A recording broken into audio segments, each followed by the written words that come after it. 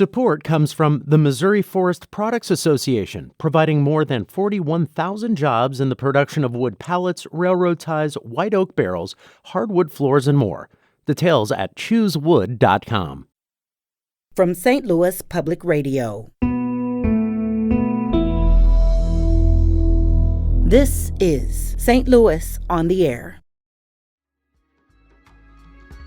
The utility of the service is pretty badly diminished if you can't do day trips. Kansas City people can get as far as Sedalia or maybe Jeff City, but they have to turn back too if they want to try to do it in one day.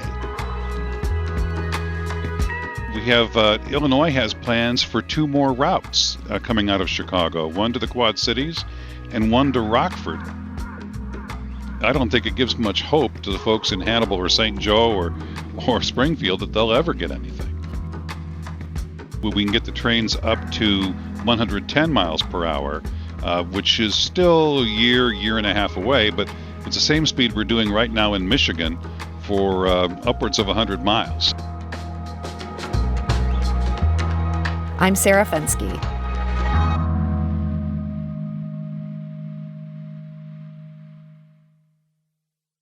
If you use Amtrak to get from St. Louis to Kansas City, a change that went into effect yesterday could prove a big complication. Amtrak cut service between the two cities by half. Instead of 2 round trips a day, we'll now see just 1, with 1 eastbound departure in Kansas City every morning and a westbound departure in St. Louis in the afternoon. And joining us now to explain more about this change is Amtrak's Chicago-based spokesman. That's Marc Magliari. Marc, welcome.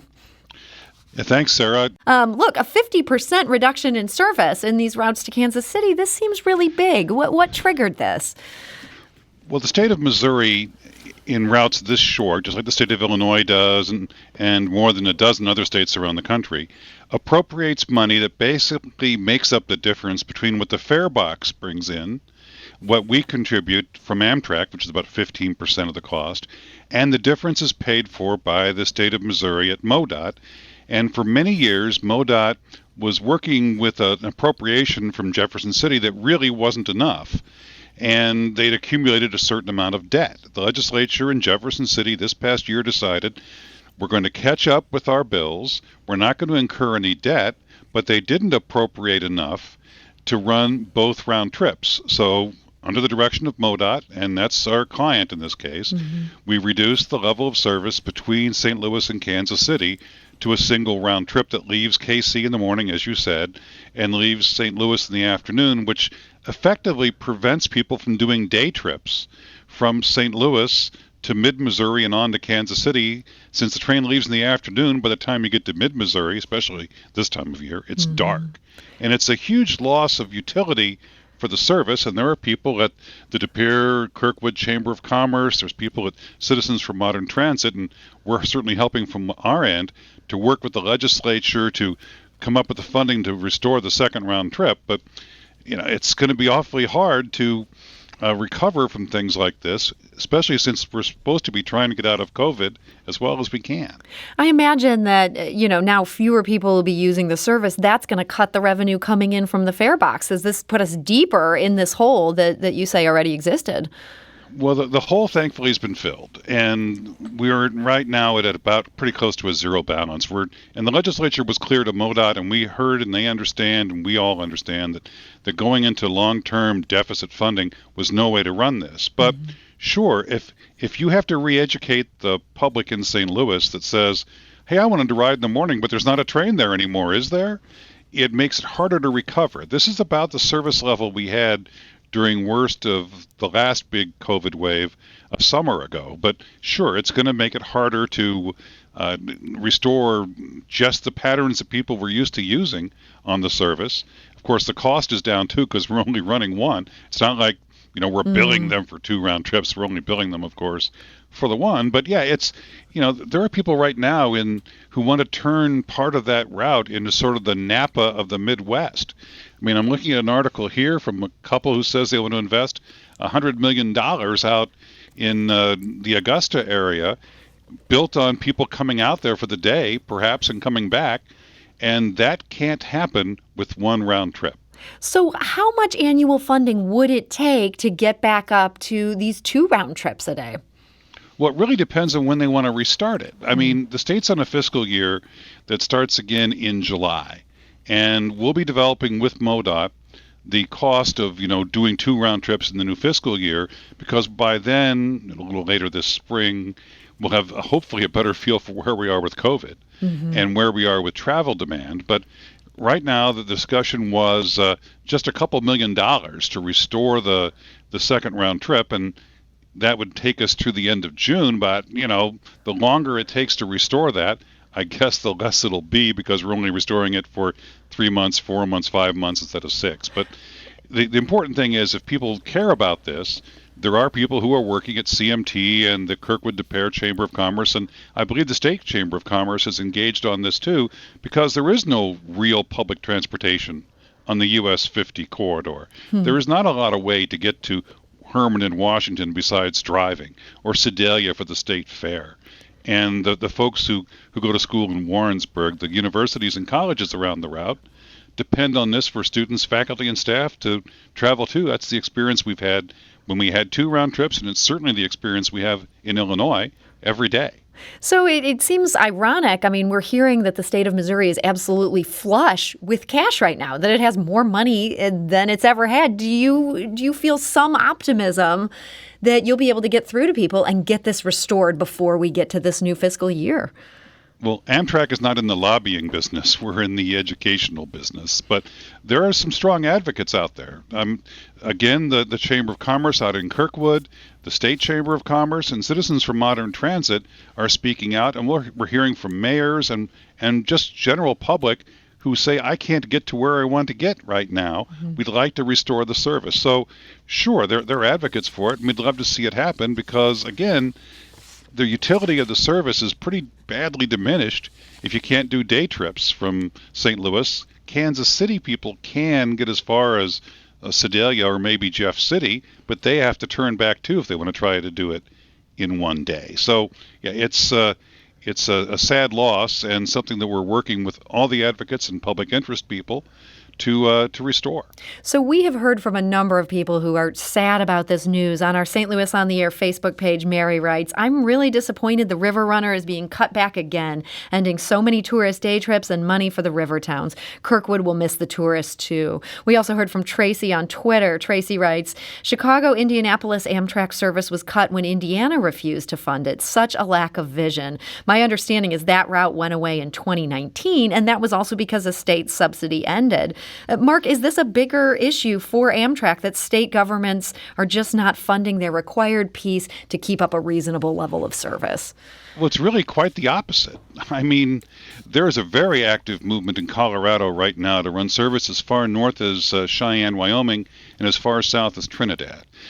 We've added service in Virginia. We can't add trains fast enough with our state partners in California. We have Illinois has plans for 2 more routes coming out of Chicago, one to the Quad Cities and one to Rockford. So no, it's actually, Sarah, quite the opposite. There's a lot of demand out there. So Missouri's a bit out of step with where the rest of the nation seems to be going on this. Well, that'd be your characterization. Fair to say. All right. I did kind of characterize it that. But yeah, so you're seeing great clamoring for this. And it sounds like you're also seeing a number of citizens stepping up. You're hoping to reverse this. I understand in the meantime, it is not even all bad news in this region. There's some news on the route between St. Louis and Chicago. What's happening there? Well, we've speeds up to 90 miles per hour on those trains now, which takes the scheduled travel time between where I'm sitting here. And are you at the downtown studios? We are in Grand Center, which is pretty close. Yeah, well, that's where that interesting steak place is down the street, right? Right now, the travel time is scheduled for 5 hours and 6 minutes at the fastest, which is faster than you can legally drive between Chicago and St. Louis, especially during some of the weather events between both places and traffic here and traffic there. We're going to work to get that closer to 4:45 or maybe even 4:30, where we can get the trains up to 110 miles per hour, which is still a year and a half away, but it's the same speed we're doing right now in Michigan for upwards of 100 miles. So there's lots of possibility and growth out there, and there's certainly happening on the Illinois side. There are people in Missouri who've talked to us and MoDOT about who don't have service at all that would like it. We hear from folks in the Quincy-Hannibal area. We hear from folks in St. Joe. We hear from folks in Springfield-Mo. But if you can't fully fund the service that goes between your two biggest cities, I don't think it gives much hope to the folks in Hannibal or St. Joe or Springfield that they'll ever get anything. I mean, you make a good point there. So this 110 miles an hour, this is something that's in the works. What would it take for us to get to that? Is that something where we have the green light, we just need to run through some additional things, or is this still something that could change? Well, we're doing 110 now in parts of Indiana and into mid-Michigan, so the equipment is very capable of it. It's a question of make sure that every safety checkbox is checked, and the safety systems that are in place that let us go 90 in Illinois are certified for 110. So it's within reach, and there's a process for it. It's just going to take that time to get through that process. But there's every reason to believe that will happen. And besides, Sarah, we're going to be having new rail cars on both the River Runner and the Lincoln Surface, state-sponsored trains between you and me in Chicago. Those will be debuting later on this year. So we've already re-equipped the trains with newer, better, faster, cleaner locomotives. We'll have newer and more ADA compliant and with built-in bike rack trains running increasingly through this year, whether it's one round trip or two in Missouri and the 4 round trips between St. Louis and Chicago this year. So there's lots of good things happening now and are starting to happen, but it's just the step backwards in Missouri from 1 round trip to 2 that so many of us find so disappointing. So there is some good news out there. Obviously, this news as relates to people trying to get to Kansas City, though, this is something on a lot of people's hearts and minds right now. I know you mentioned Citizens for Modern Transit. That's one of the organizations working on this. Sounds like really it also comes down to the Missouri legislature. If people have thoughts about it, doesn't make sense to pester Amtrak with that. That's something where they want to go to their lawmakers. Well, my title includes public relations, so I'm never pestered. But the fact is that we're happily talking to everyone who wants to talk to us about it to supply them information. I mean, in 2019, pre-pandemic, those trains between St. Louis and Kansas City carried upwards of 155,000 passengers, and we're not going to be able to do that with 1 round trip. Well, Marc Magliari, I want to thank you so much for joining us. I'm happy to do it, Sarah.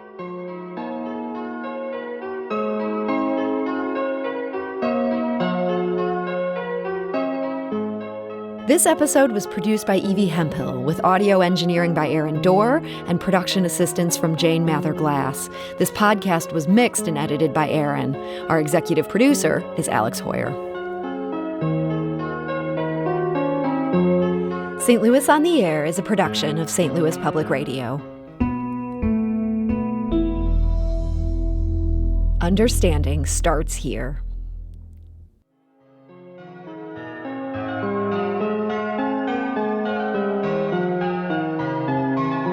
Do you find yourself regularly listening to episodes of St. Louis on the Air? Suggest us to a friend you think might enjoy our conversations. And leave us a review and rating on Apple Podcasts on the App Store. It's the simplest way to help people discover our show. Thanks. St. Louis Public Radio is a member-supported service of the University of Missouri, St. Louis.